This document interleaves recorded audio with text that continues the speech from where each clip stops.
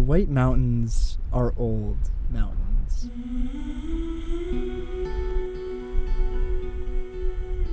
They're the ground down molars of the earth.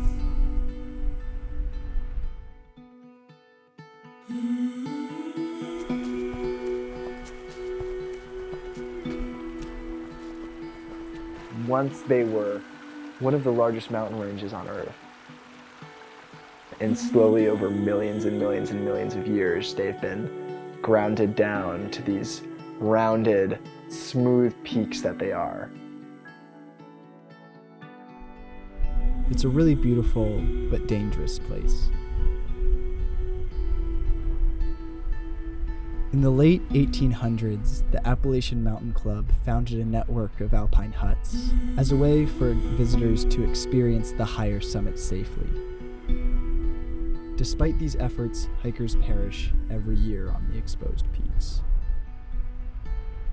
I had always heard stories of these life or death situations, but I never expected to be caught in one and to have it haunt me for the last year of my life.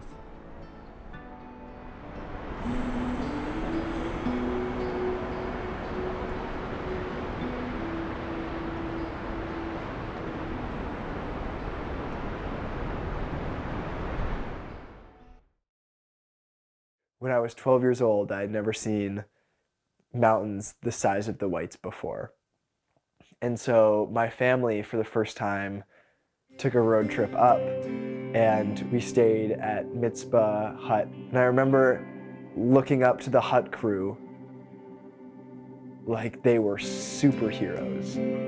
I remember seeing one with a pack board packing up our dinner, and then watching them do a skit in the morning and waking us up, singing a song to us, and just thinking that that was the epitome of cool. When I graduated high school, I knew I wanted to take a year off, but I had no clue what I wanted to do. And so then it popped into my mind, oh, what if I was hut crew? The crew are the people that take care of the huts, the people that cook dinners for the guests, that pack up the food, and just usually a bunch of early, mid, late 20-year-olds acting crazy in the woods together for a couple months.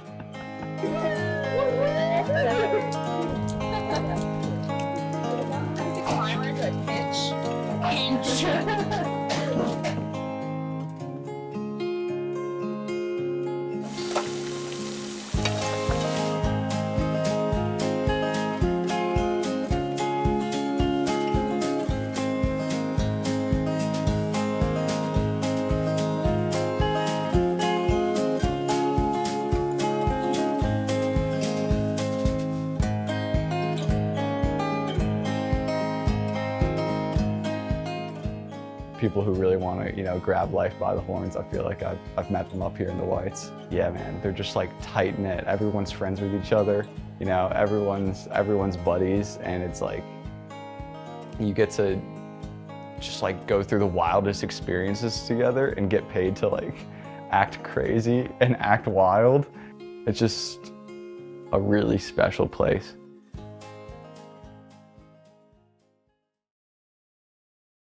Hut crew are willing to go out on search and rescues. And there's a lot of pride in that. It's not in the job description. But in many situations, if you don't go out, help is going to take a few more hours to get there, or help won't go out at all. It was late in my second season, and it had been a record rainfall month.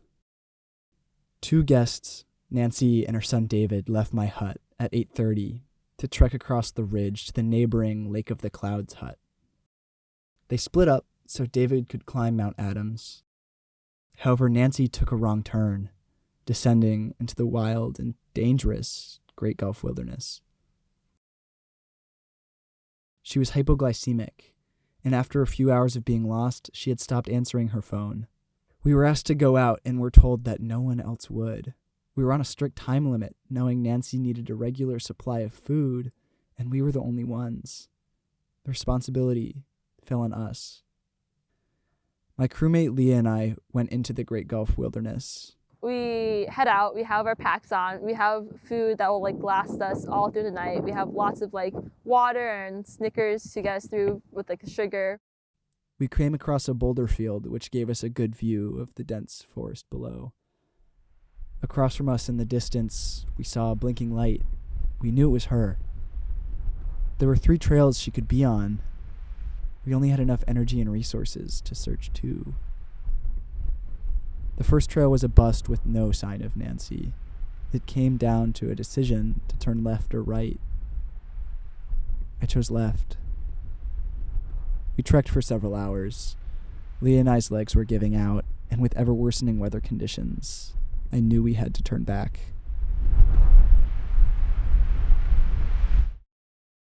After 10 minutes, like you came back and you're like, there's nothing up there. It's just the woods. There's no path. There's no Nancy.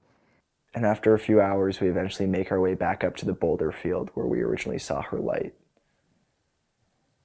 And we both stand there and turn around and see if there's anything out there. And lo and behold, that blinking light came back. And then on that field, we decided whether we should call it or not. Call the SAR and go back, or stay out and search for her. And we came to the conclusion that we have to look after ourselves first, because we can't help anyone else if we can't help ourselves. The thing in the back of my mind this whole time was knowing that she was alone out there and had a condition that we didn't know if she'd make it through the night. We got back to the hut and we were just like really down about it, not really knowing what to do because this lady saw in the wild, and here we are like going out and trying our best, but failing. And this little like fairy world of the huts that I had lived in and grown up in, like just shattered. A few weeks later, she sent me a letter. Dear Madison Hut crew, words of thanks feel insignificant to acknowledge what you all do. A heart overflowing with gratitude seems much more appropriate. For taking such fine care of my son, frantic about his missing mother, to coming out under night skies to find my phone and search for me.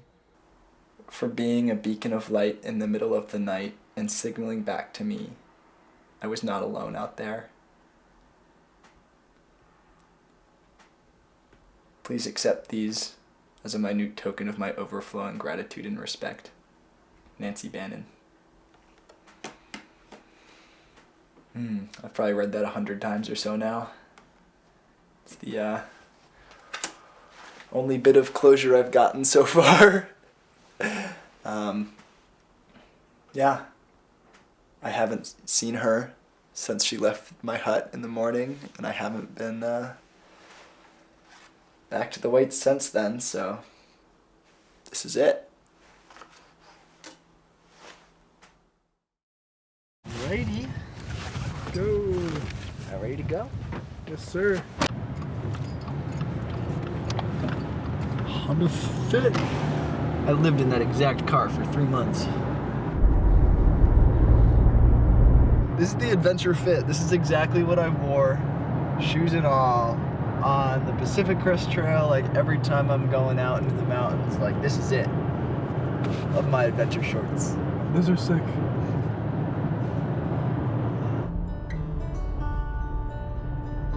Feels strange to be packing up the car, going to the Whites with no idea of what's to come next. I'm definitely going into this trip seeking closure. And I think part of coming to terms with this relationship I have with these mountains is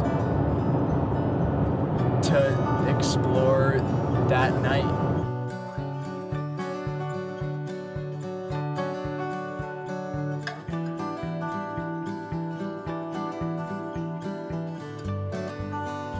Look at this. Look at this. Look, look, look. We're literally going under the rainbow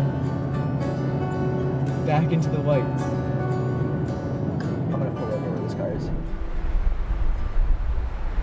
I've held so much regret of this place. Of the decisions I made that night and not being able to find her. And it happened right over there. Right there. And the first time back, it's like the saying it's okay.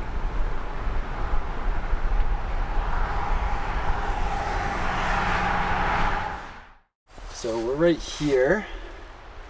We're gonna climb up the Ammonoosuc Ravine Trail to the Lake of the Clouds, which is right below Mount Washington.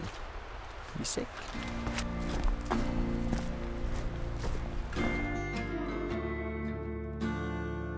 I was afraid to visit this place again because of what I might find.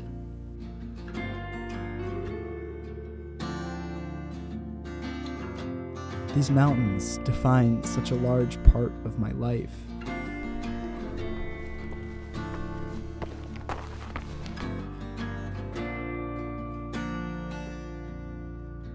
This last year, I feel like I've lost a part of myself being away from them.